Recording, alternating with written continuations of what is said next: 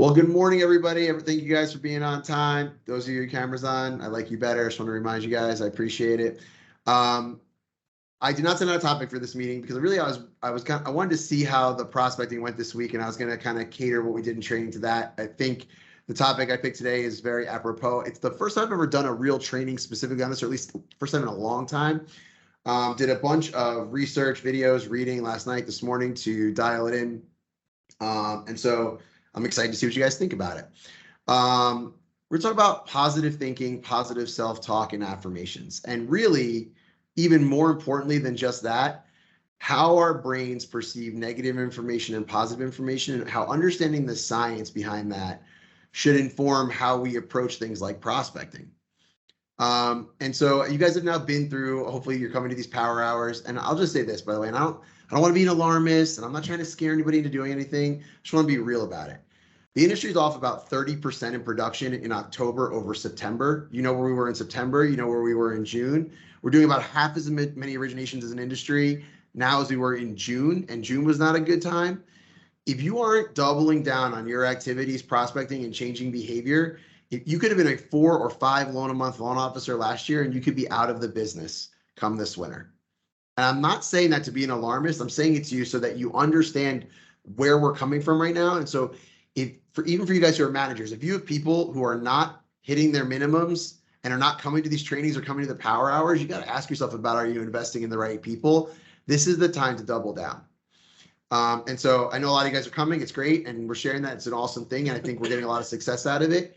But there is no shortcut. And I'll tell you, on Monday, you were probably gung-ho about it. And then yesterday, you probably took another call that wasn't realtor related, but it looked like you were on the phone and you passed that off and you're like, well, I still did my power hour. Because you're human and we're all bad at this shit. Double down. Today, call only realtors, do only prospecting, don't cheat yourself. The goal isn't to fool me. I don't care.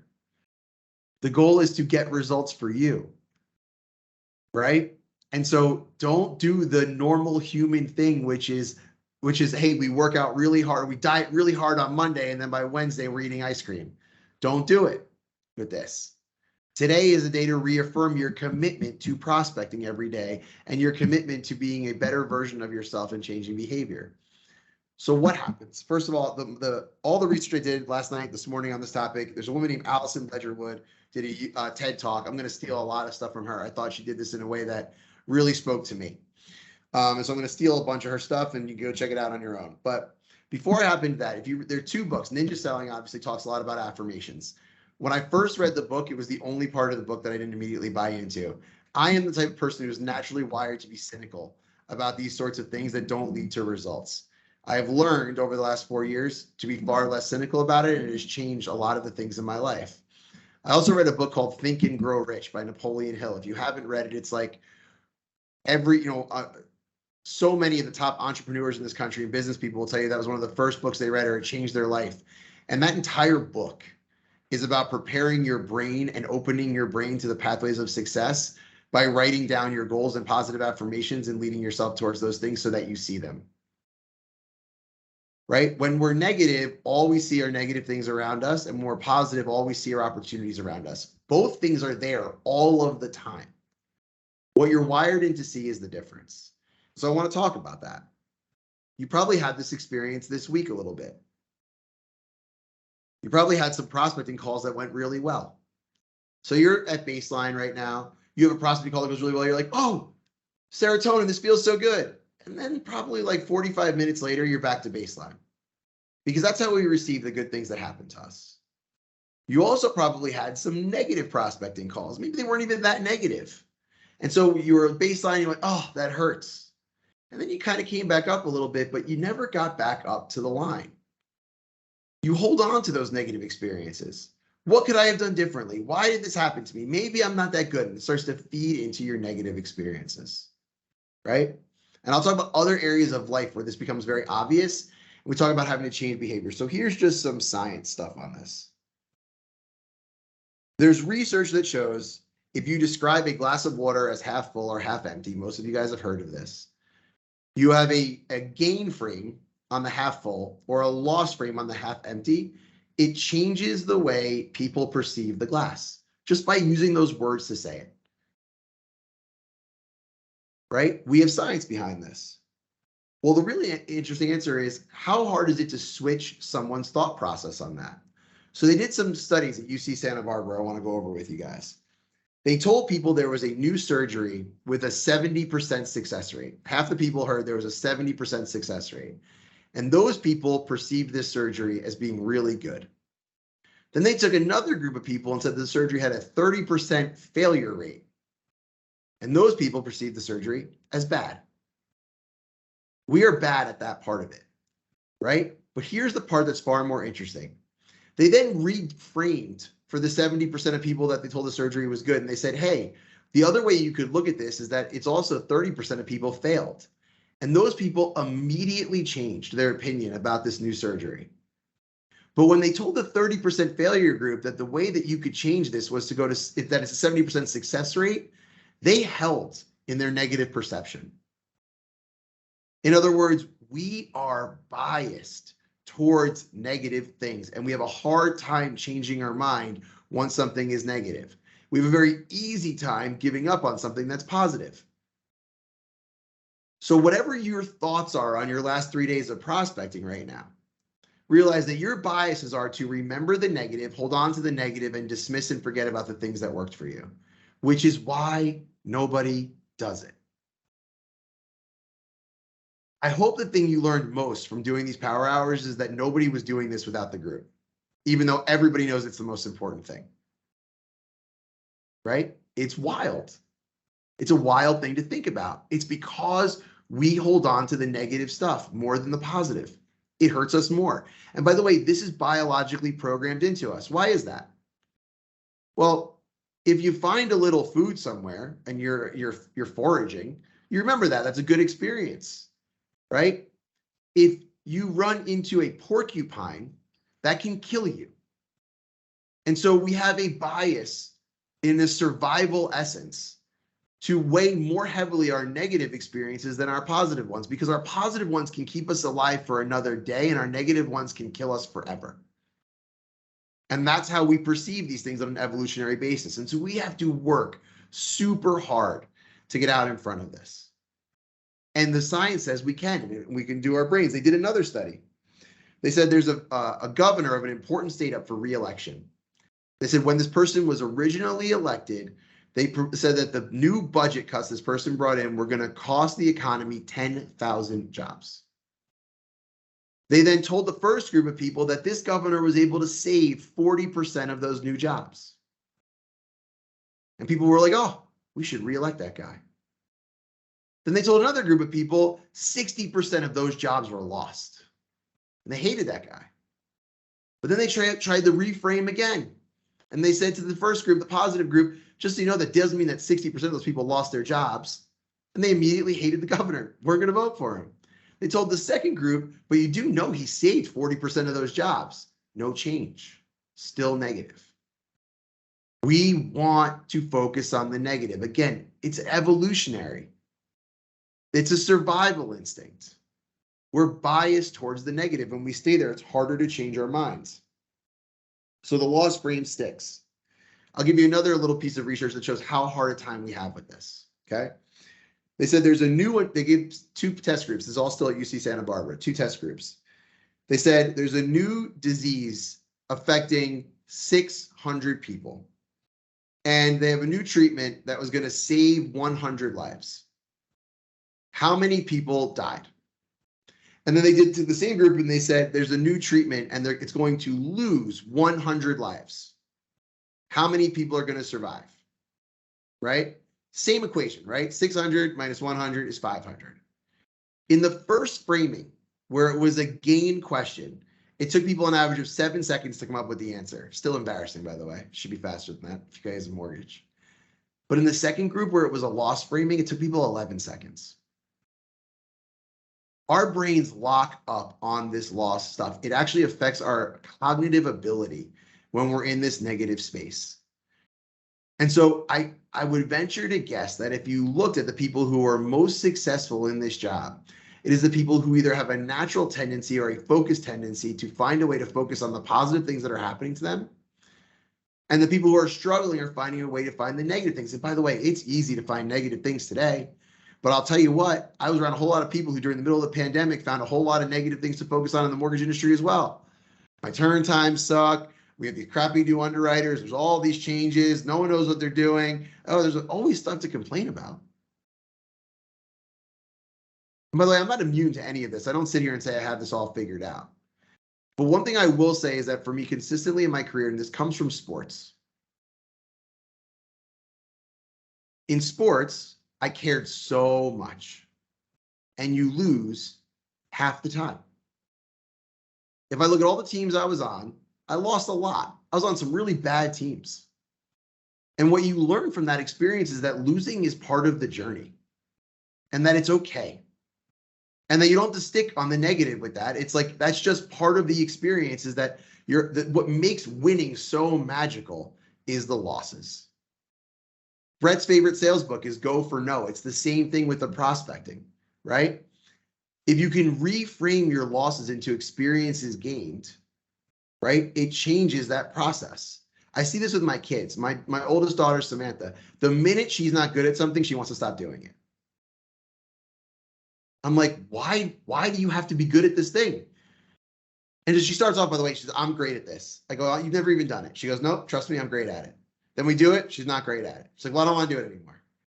It's like, no one's good at it the first time, right? What makes it special and what makes it worth it, and the reason why you can make $1 million a year as a loan officer, is because most people don't go through the hard stuff of getting through it. And so when you reframe that experience, and we're going to talk about positive affirmations in a minute in terms of how we experience these things, it changes our experience and our results. But if I tell you that the biggest detriment to you guys surviving this winter, and I know it's a dramatic way to say it, but I'm going to say it that way, is that you will let your negative thoughts prevent you from doing the activities more than you will not succeed in doing the activities. That should be a very scary thought. How can you control that thought process? How many of you guys got at least one or two really positive things from the prospecting calls over the last 3 days? How many of you guys raising your hand are still not excited about doing it today? You can be honest. That is what that is.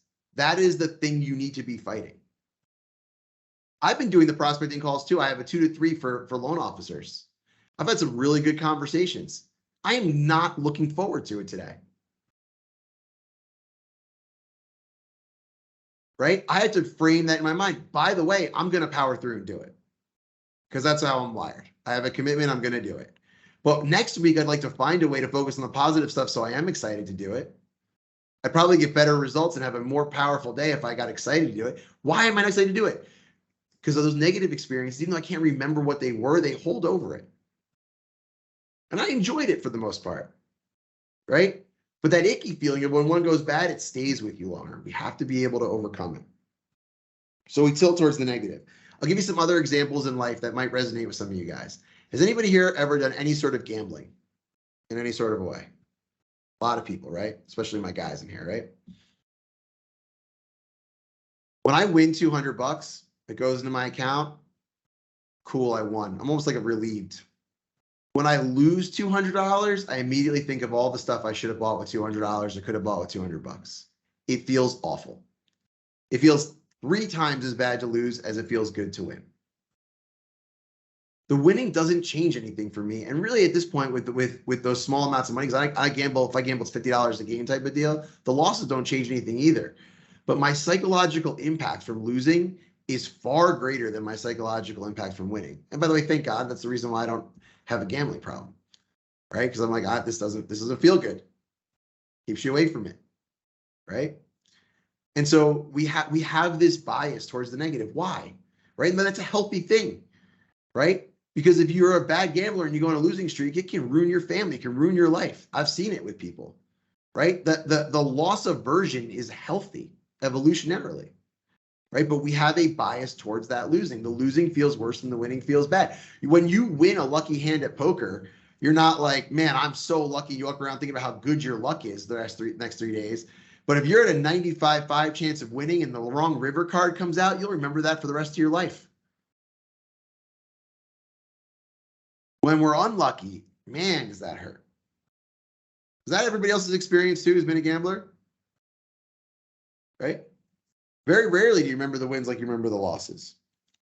And so here's what the research shows, guys. Spending time every day writing out your gratitudes in the morning, spending time on the things you're grateful for, actually changes your happiness levels, your overall well-being levels, and in some studies, your actual health. Practicing this process changes your life. I noticed it right away. I was working out in this gym in New Jersey before I moved down here, and there was this woman who worked there. Her name was Brittany, and she would make fun of me all the time. She'd be like, "All right, Mark, keep lifting weights, but we'll wait for you in the yoga studio." And she'd walk by and she taught the yoga classes. So finally, she shamed me enough into going to yoga. And by the way, it was amazing, great experience. But at the end of yoga, we'd spend that 5 minutes thinking about the things that we were grateful for. And I found myself in a better mood all day. Then I started doing it on my own. Started finding some meditation, doing some other things, right? It changes my mood, right? There's so much stuff to be focused on that's negative, but just remembering the things you have that are going well for you every day changes your psychology and well-being. How many of you guys have a practice every day of either writing or saying your positive affirmations in the morning? Nobody. So if I just said to you, there's science that says you will live a healthier, happier life to take 5 minutes to write these things down every day, and none of us are doing it. Why is that? Is it because we don't believe the research? First of all, it's kind of like believing in God, right? There's no harm, right? It can only be good, right? It's called having faith. Second piece of it is there's research, right? Anybody here have done the positive affirmation thing and was like, this really didn't work out for me? It was awful. Well, go ahead, Mark, Fred. Yeah. I struggle with that. Like even when I talk to people on the phone, like asking what's positive, like I see like a pattern. Like I struggle, like not struggle to find good thing. I'm very happy with my life and what I have, but like you see, like I see a pattern. Like it tends to be like the same things over and over again. Is that like that are normal, negative? thing? That are negative? Negative and positive.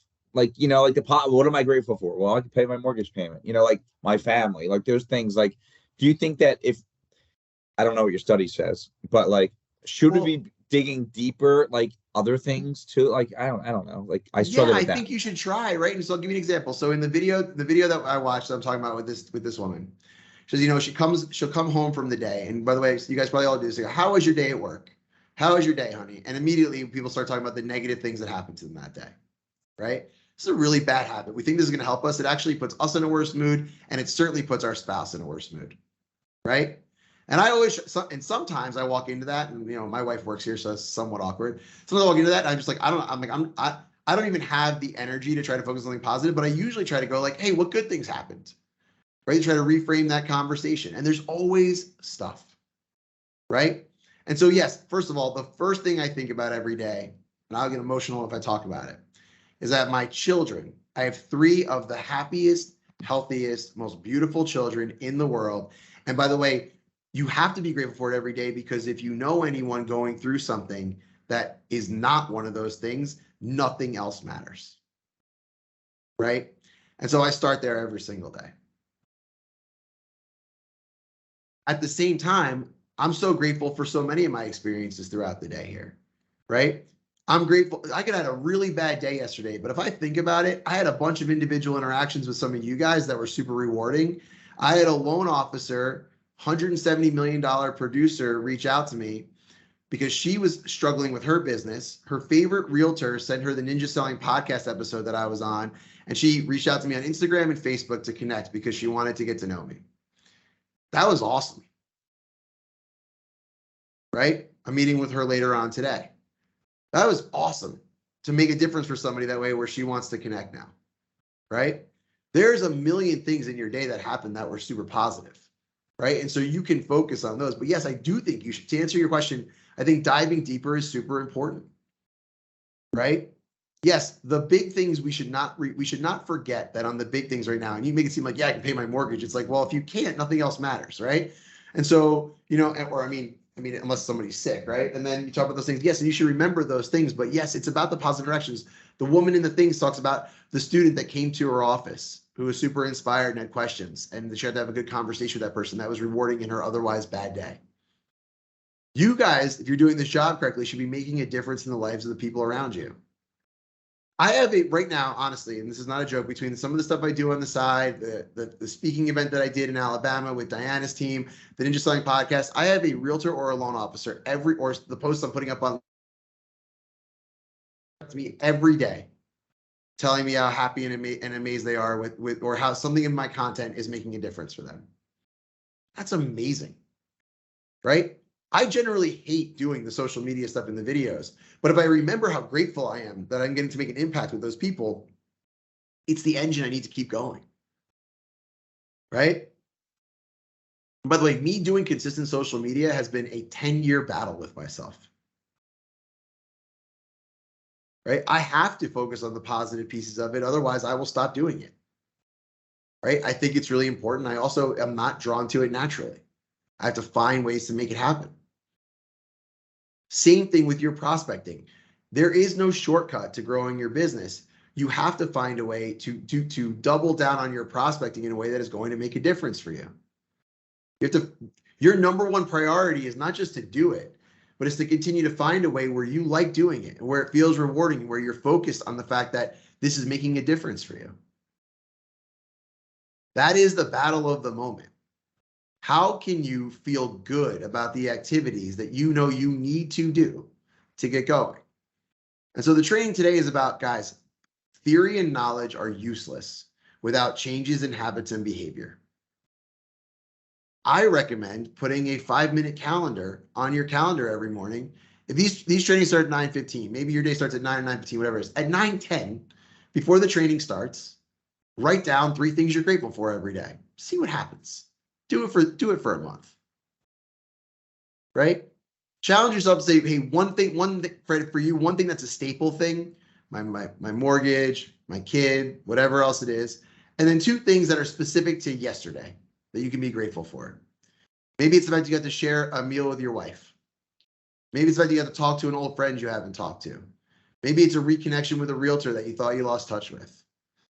Maybe it was a rewarding moment with somebody on your team. Right? Find those individual things and write them down. It will make a difference for you and how you feel all day, and it may make you a healthier person. The purpose of these trainings, the reason why you guys are coming here is to change behavior, right? We have to change behavior to get different results. And so the power hours this week are about changing those behaviors, right? We're going to prospect. Cool. But you guys can already probably feel, if you're being honest with yourself, that you didn't put the same effort and enthusiasm into yesterday as you did Monday.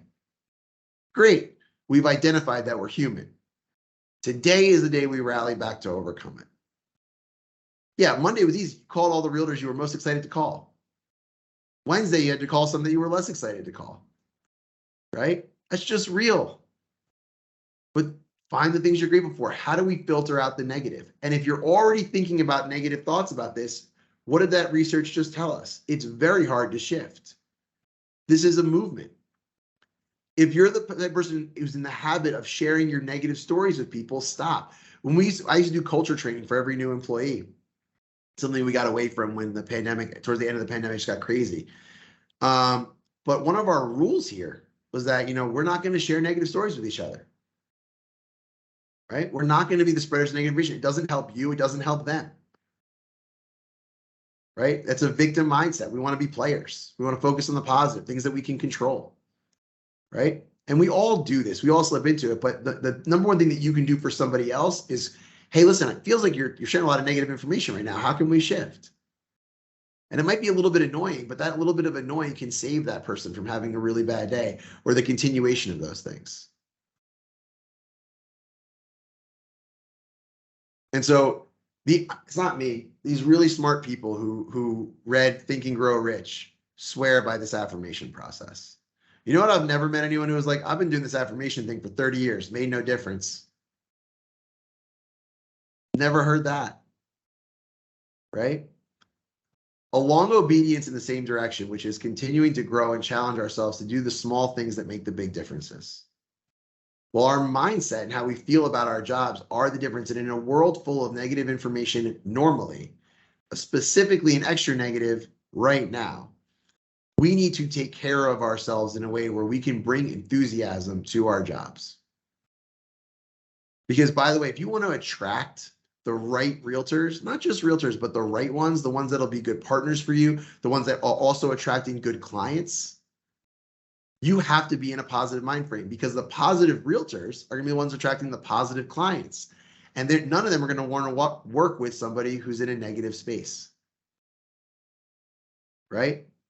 And so we have to be able to bring that positivity every day to every call. And we're not trying to fake it or channel somebody else or pretend we're somebody else. We're actually trying to spend as much time as we can in that low positive energy quadrant. If you guys have not been here for an energy quadrant training, go to the selling system. It's in there. We want to be low positive. And I'm going to share one more thing with you. I talk about going to open houses all the time. Most of you guys do not do it consistently. This weekend, you should go to open houses. You should go to 5. You should do some positive affirmations before you start. And you should make sure that you're in the low positive energy quadrant when you walk in. What is low positive? Calm, relaxed, smiling, at your best, ready to ask questions and listen, confident that you're looking to build meaningful relationships, that you're not going to ask for anything. Because, by the way, if we're going to survive the winter, and survival looks different for everybody, we're going to have to do the stuff that we've been unwilling to do and change behavior. And so, again, I can't make anybody do it. I'm not trying to. But this is not the moment to run and hide. By the way, a lot of loan officers and a lot of realtors are, which is great. It's great for you. It's the opportunity. And what a shame it would be if you come to all of these trainings and learn all of this stuff and never put any of it to use. Then you'll just know you're not doing what you're supposed to do. Congratulations. Fred.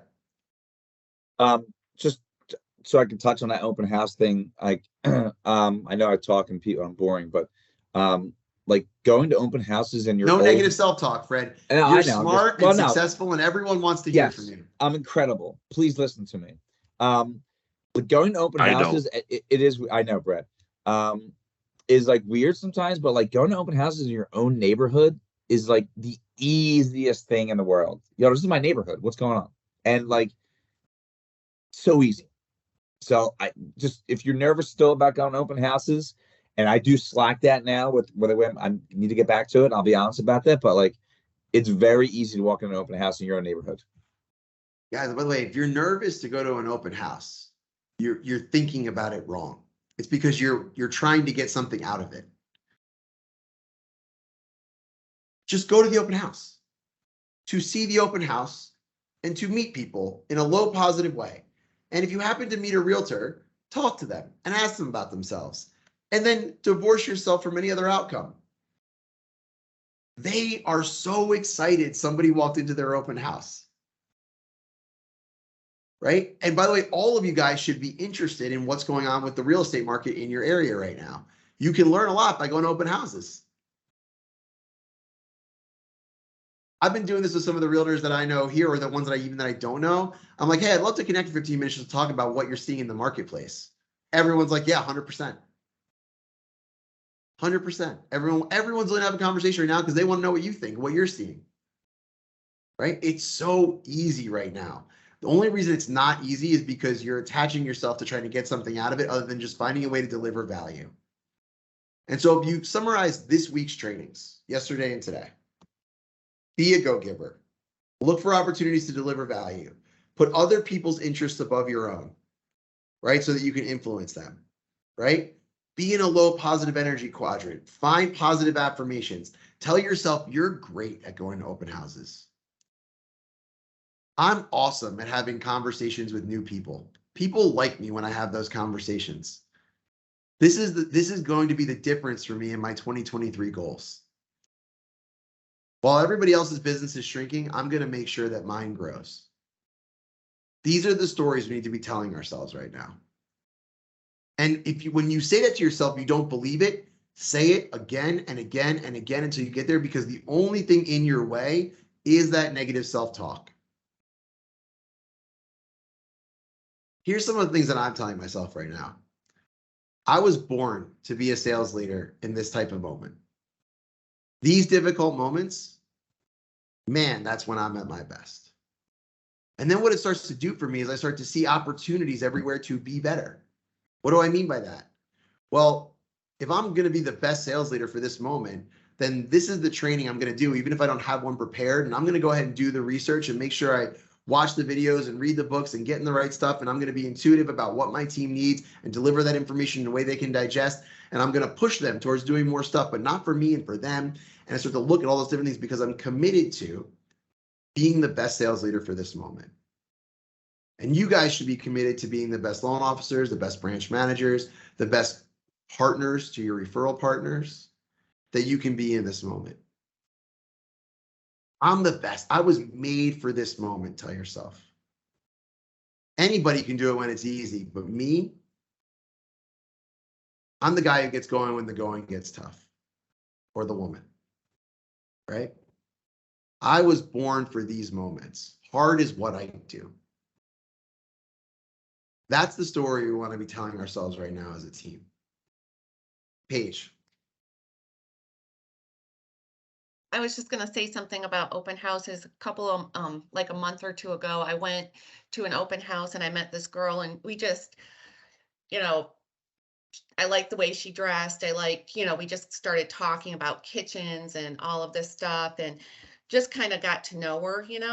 And when I was leaving, I said, let's have coffee sometime and we can talk about, I think I said business. And she stopped and she looked at me. She goes, or we can just get together and just talk and get to know one another. And she wanted to get to know me because we connected. And that's how you build the relationships with those realtors when you go to those open houses. Yeah, guys, and I know it's so hard when you're getting started or that your needs are not being met, right? And I get it. Like, if you're like worried about how to pay your bills, this is really hard. But I promise you, if you go out there and just look for, hey, I'm going to make this person's life better. By going to this open house, I'm going to add value to this person's life. I'm going to find a way, or decide this is not the person for me to do that with, and I don't want to do it. But I'm going to look for ways so I can provide value. And you do that in every interaction, the loans will fall from the sky. 50 interactions a week, 54 conversations a week where you are always looking to give and give value, the loans will fall from the sky and it will feel good. And you don't have to be manipulative. You don't have to have some sort of a strategy. And you don't have to be like, if you're going into this being like, all I want is loan right now, I have to fake it so that this person will like me. Like, that's not going to work for you. It's not going to feel good. And you're not going to keep going. If you're like, man, I really enjoy going to open houses so I can learn about the real estate market and meet interesting people, and that's the vibe you have going in and you let the rest take care of itself, man, is that going to work for you? You all know people in your lives who have that vibe. The people who like, it looks to them like money never matters. They're just there and they enjoy what they're doing and they're in a good mood. Those are the people that you like and want to work with. That's the vibe. If it feels like you're there because you're calculating the amount of money you can make from each open house you go to, people are not going to be attracted to that, especially not the right people. Go giver, Mark. He walks around that office and could care less about work or anything like that. Yeah, read the book. It's great. It's a very quick read, and it will put you in the right frame of mind. Any questions about positive affirmations specifically? By the way, all it is I am, right? I am the perfect loan officer for this moment. I am the type of loan officer that provides value to my referral partners. I am the type of person who loves the fact that it's hard right now. You just start with that. Positive affirmations. Gratitudes. I'm so grateful that I get to work with this person, that I have this referral partner, that my kid is doing well in school, that whatever other things you're coming up with, there are always those things also. And just start there. It takes 5 minutes a day. 5 minutes. Put it in your calendar. 5 minutes before training. Instead of starting training in your calendar at 9:15, start at 9:10. Come in and write the stuff down. For the 5 minutes, I'm going to give you back 5 minutes today. Start right now. right now. 3 affirmations, 3 things you're grateful for. I'm going to do it. You can do it. We're going to do it together. And then we're going to crush our Realtor Power Hour later because we're going to be in the right frame of mind to do it. We're going to be grateful for the opportunity to do it.